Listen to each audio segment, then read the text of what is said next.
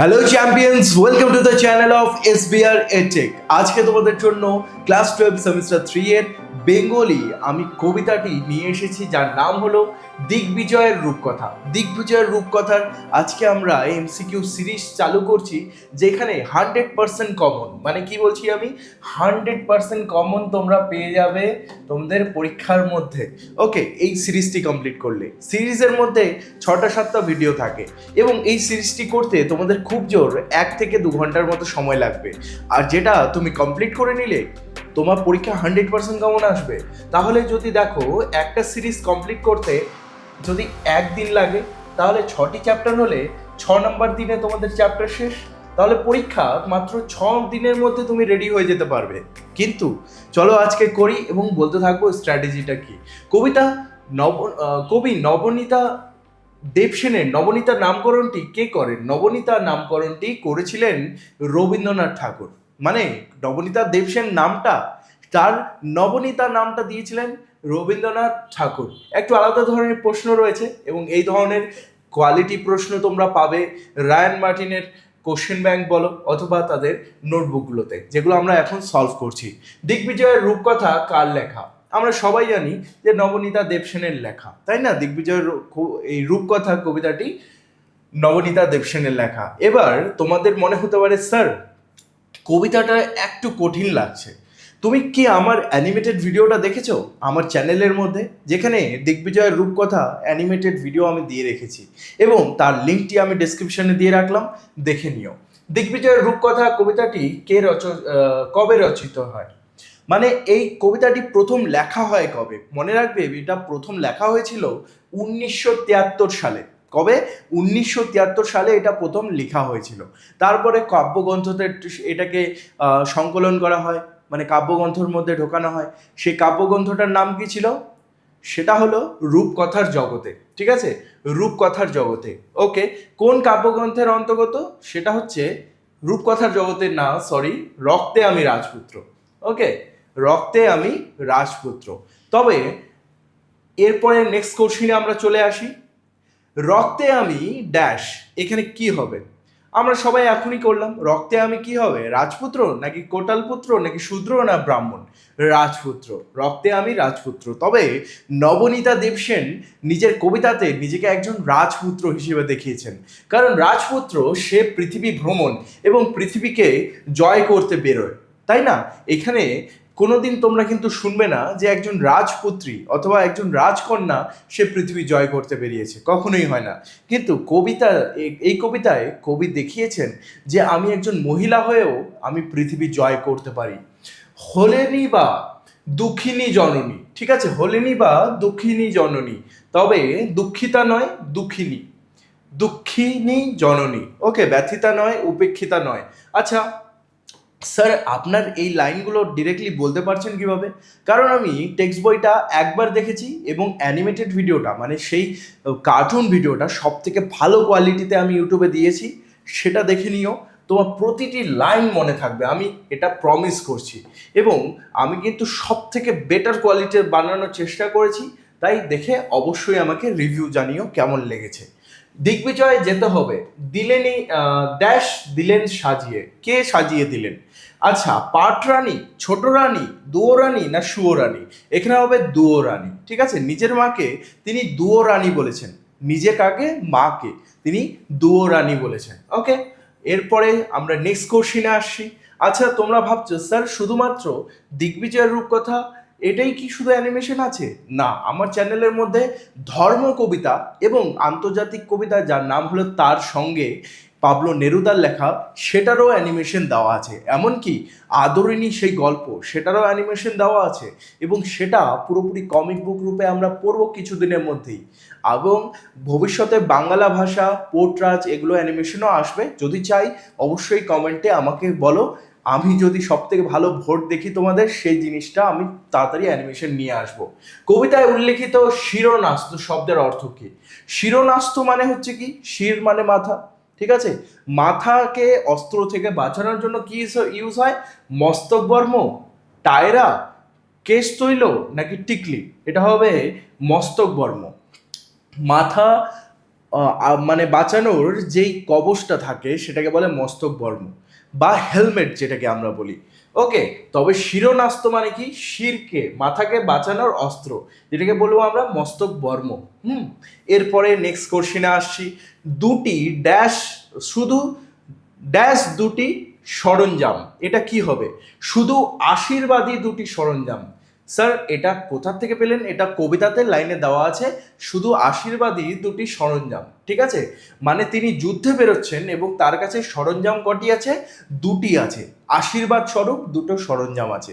সেগুলো কি আমরা জানতে পারবো কিছুক্ষণের মধ্যেই। একটা হলো কি, জাদুই অশ্ব। তাহলে একটা সরঞ্জামের নাম কি? জাদুই অশ্ব। অশ্ব মানে এবার উচ্চ মাধ্যমিকের প্রিপারেশন হবে সব থেকে সেরা, কারণ এসবিআই টেক অ্যাপ তোমাদের জন্য নিয়ে এসেছে অ্যানিমেটেড ক্লাসেস, যেখানে কঠিন চ্যাপ্টারগুলো তোমরা অ্যানিমেশনের মাধ্যমে বুঝে নিতে পারবে। সঙ্গে থাকছে লাইভ ক্লাসেস, যেখানে এসবিআর স্যারের সঙ্গে তুমি তোমার ডাউটগুলো সলভ করতে পারবে। লাইভ ক্লাস মিস হলেও কোনো আপত্তি নেই, থাকছে রেকর্ডেড ক্লাসেস, যে কোনো সময় যে কোনো জায়গায় তুমি তোমার ক্লাস করতে পারবে। সাবজেক্ট থাকছে ইংলিশ, বেঙ্গলি, হিস্ট্রি এবং জিওগ্রাফি। প্রতিটি চ্যাপ্টারে থাকছে ডিজিটাল মক টেস্ট, যে কোনো প্রশ্নের উত্তর সহজ করার জন্য থাকছে অ্যানিমেটেড নোট। এছাড়াও ইম্পর্টেন্ট নোটগুলো তুমি ডাউনলোড করতে পারবে এবং প্রিন্ট আউটও করতে পারবে।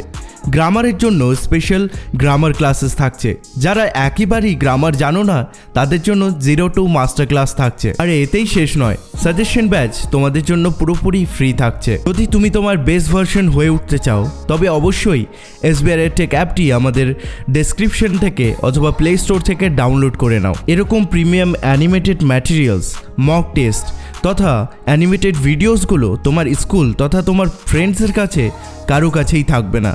এটাই তোমার প্লাস পয়েন্ট। তবে অবশ্যই জয়েন করে নাও আলফা ব্যাচটি, যেটি ক্লাস 12 সেমিস্টার 3তে তোমাকে তোমার স্কুল তথা পশ্চিমবঙ্গের সেরা স্টুডেন্টদের মধ্যে একজন করে তুলবে এবং তুমি হয়ে উঠবে তোমার বন্ধু এবং টিচার্সদের মধ্যে সব থেকে ফেভারিট স্টুডেন্ট। ঘোড়া, ঠিক আছে, জাদু মানে তো বুঝতেই পারছো, জাদুই ঘোড়া। অশ্বটিকে জাদু অশ্ব বলার কারণ কি? অশ্বটিকে জাদুঘরে রাখা হয়েছিল? না, এরকম তো বলা হয়নি। অশ্বটি নানা পরিস্থিতিতে ভিন্ন রূপ ধারণ করতে পারে। ইয়েস, অশ্বটি মরুভূমিতে কখনো উট হয়ে ওঠে, তারপর সমুদ্রে সপ্ত ডিঙ্গা হয়ে ওঠে, সপ্ত জাহাজের মতো বড় বড় জাহাজ হয়ে ওঠে। আবার তিনি তেপান্তরে পক্ষীরাজ, মানে যেখানে মাটি নেই, জল নেই, কিছু নেই, সেখানে আবার পক্ষীরাজ হয়ে ওঠে, মানে এমন একটা ঘোড়া যেটা উড়তে পারে। ঠিক আছে, এরকম হয়ে ওঠে। তো এটাই হয়ে যাবে যে অশ্বটি নানা পরিস্থিতিতে ভিন্ন রূপ ধারণ করতে পারে। জাদু অশ্বটি উটের রূপ ধারণ করে যেখানে বিচরণ করত, সেই স্থানটি কবিতায় যে নামে প্রযুক্ত হয়েছে তা হলো, মানে উট কোথায় ঘুরে বেড়ায়? মরুপথ, মরুপ্রান্তর, মরুভূমি নাকি মরুদ্যান? বলা হয়েছে মরুভূমি।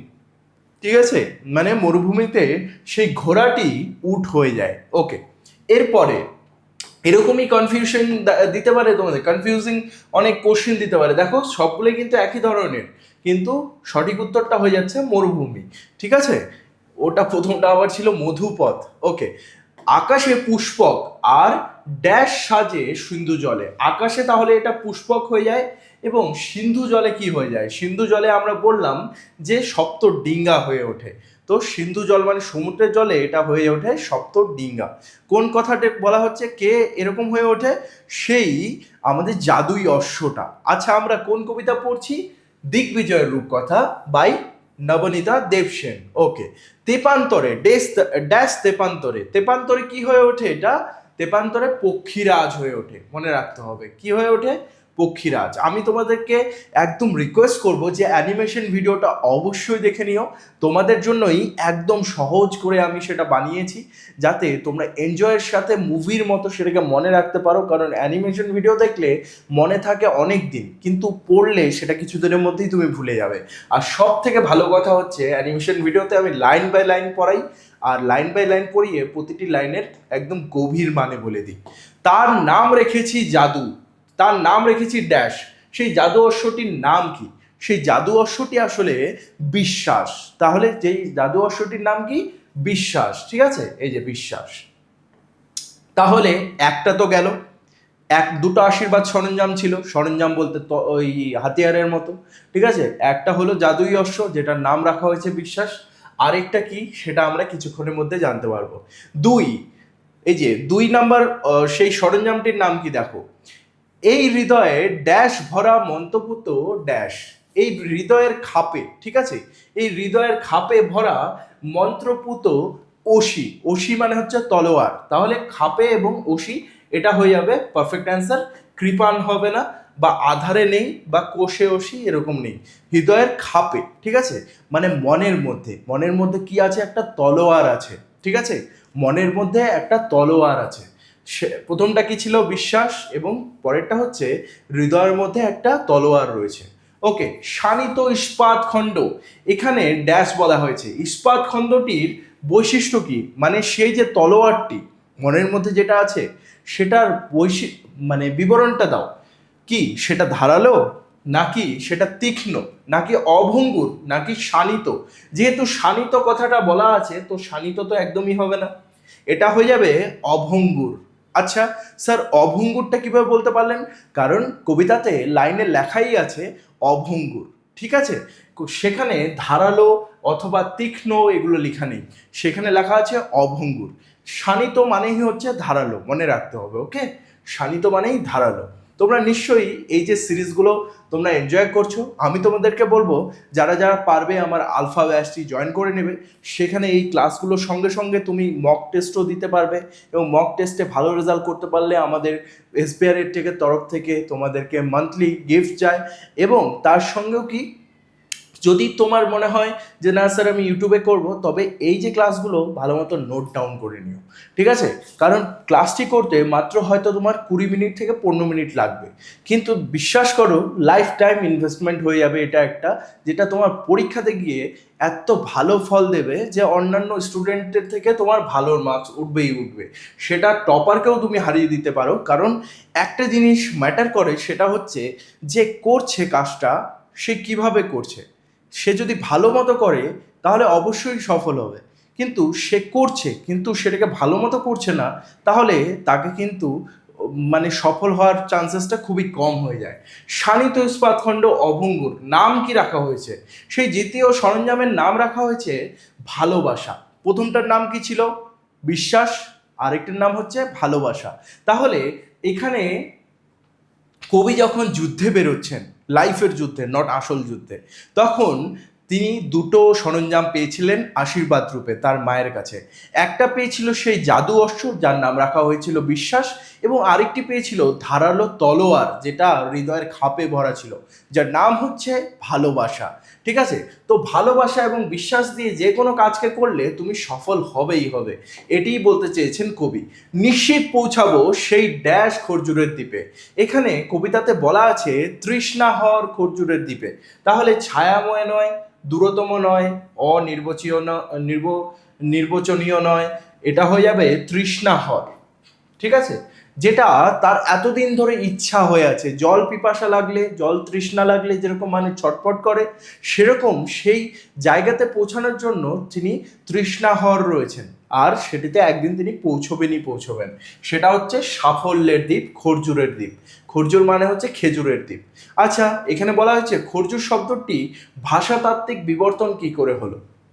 খরজুর কথাটা অ্যাকচুয়ালি এসেছে সংস্কৃত থেকে। খরজুর কি, সংস্কৃত, খেজুরকে সংস্কৃতে বলে খরজুর, এবং প্রাকৃতিক এটার উচ্চারণ হলো খরজুর, একই জিনিস। আবার বাংলাতে এটাকে বলা হয় খেজুর, ঠিক আছে। এটার সেরকম আমি অপশন বললাম না, কারণ বেশিরভাগ অপশন একই রয়েছে, তো আমি ভালো মতো বুঝিয়ে দিই। সংস্কৃতে বলা হয় খরজুর, প্রাকৃতিক উচ্চারণও এর খরজুর, কিন্তু বাংলাতে একে বলা হয় খেজুর, ঠিক আছে। তবেই এই ভাষাটি এসেছে, এটা নিয়ে কিন্তু পরবর্তী আমরা এমসিকিউ আবার একবার ডিসকাশন করে নেব। খরজুরের দ্বীপ আসলে কি, যেখানে কবি আবিষ্কার করতে চান। আচ্ছা, কবি যেই দ্বীপটিকে আবিষ্কার করতে চান, অ্যাকচুয়ালি মানুষ সাফল্যের লাইফ কিন্তু নিজেই তৈরি করে, তাহলে আবিষ্কার করাটাও কিন্তু বলা যায়, কিন্তু যেহেতু কবিতায় সেটা বলা হয়নি, তাই এটা আমরা কারেক্ট করতে পারবো না। রাজপথ তো একদমই নয়। যেখানে বসবাস করতে চান, না, কবিতায় বলা হয়নি যে তিনি সেখানে বসবাস করবেন, সেখানে তিনি পৌঁছতে চান বলেছেন, যে নিশ্চিত পৌঁছবো সেই তৃষ্ণাহর খরজুরের দ্বীপে। তাহলে এই অপশনটা রয়েছে, তো এটা হয়ে গেল পারফেক্ট অ্যান্সার। যদি কখনো এই অপশনটা না থাকে, আর শুধুমাত্র এটা এবং বাকিগুলো উল্টোপাল্টা অপশন থাকে, তাহলে এটা পারফেক্ট অ্যান্সার হয়ে যাবে যে দ্বীপ কবি আবিষ্কার করতে চান। কিন্তু এটা এখানে হবে না, যেহেতু ঘ নাম্বারটা রয়েছে যেখানে কবি পৌঁছতে চান। তবে আমি আশা করছি তোমাদেরকে এই ক্লাসটি ভালো লাগলো। এরপরে আমি পার্ট 2 নিয়ে আসবো দিগ্বিজয়ের রূপকথার। এমনি ধর্ম সেই সিরিজটি কমপ্লিট হয়ে গেছে বলা চলে, আদরিণী সিরিজটি চলছে, সেটিও দেখে নিও। তুমি যদি এক্সাম টাইমে দেখছো তাহলে বেঙ্গলির একটা প্লেলিস্ট করা আছে, যেটা কমপ্লিট করতে তোমার খুব জোর হলেও 5 থেকে 6 দিন লাগবে। তো 5 থেকে 6 দিনের মধ্যে, মানে যদি তুমি এক্সামে আগে দেখছো, তুমি পুরো বেঙ্গলিকে কমপ্লিট করে দিতে পারবে একদম 100% ফোকাসের সাথে। আর যদি এক্সাম টাইমে একদম দেখছো যে আজ কালকেই এক্সাম, তাহলে আমি বলবো যে এমসিকিউ সিরিজগুলো কমপ্লিট করে নাও। এক একটা চ্যাপ্টারের পেছনে খুব জোর হলে যদি তুমি 1.5x স্পিডে দেখো, তাহলে 1 ঘন্টার মধ্যে শেষ হয়ে যাবে। 1 ঘন্টার মধ্যে এক একটা চ্যাপ্টার, 6টা চ্যাপ্টার 6 ঘন্টার মধ্যে তোমার পরীক্ষায় 40-এ 40 মার্কস আনতে কেউ থামাতে পারবে না, বিশ্বাস করো। এবং আমার সাজেশন ভিডিওগুলোও দেখে নিও।